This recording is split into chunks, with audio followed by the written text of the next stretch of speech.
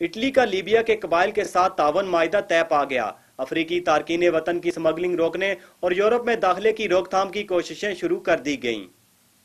انسانی اسمگلنگ کے لیے استعمال ہونے والے ملک لیبیا کے ساتھ اٹلی کی وزارت داخلہ کا ایک معاہدہ طے پا گیا ہے، اور جس کے تحت افریقی تارکین وطن کو اسمگلروں کے ذریعے یورپ پہنچانے کی کوششوں کو مقامی قبائل روکیں گے، اور انہیں 12 نکاتی ڈیل پر راضی کر لیا گیا ہے۔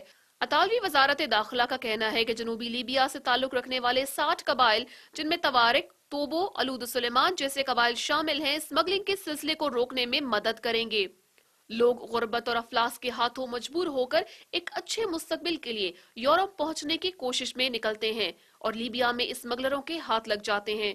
چھوٹی چھوٹی کشتیوں کے ذریعے ہزاروں کی تعداد میں لوگوں کو بند کر کے لیبیا سے اطالوی جزائر تک منتقل کیا جاتا ہے۔ اٹلی حکومت کا کہنا ہے کہ 2014 سے لے کر اب تک تقریباً نصف ملین غیر قانونی طریقوں سے افراد سمندری راستوں کے ذریعے اٹلی پہنچ چکے ہیں۔ ایسے خطرناک اور جان لیوا سفر کے لیے منہ مانگی رقوم ادا کی جاتی ہیں۔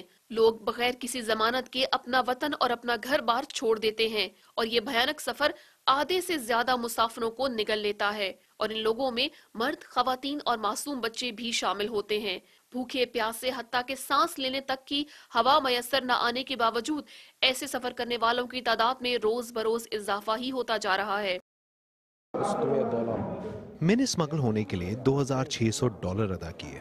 انہوں نے ہمارے ساتھ ایسا سلوک کیا جیسے کہ ہم کارگو ہیں۔ اسمگلروں نے ہم سے ہر قدم پر پیسے لیے۔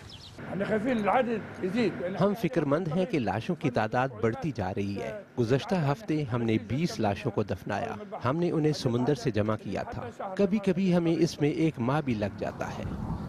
رواں برس اٹلی پہنچنے والے تارکین وطن نے لیبیا میں انسانی اسمگلروں کے ہاتھوں ہونے والی زیادتیوں اور بربریت میں شدید اضافے کی شکایات بھی کی ہیں۔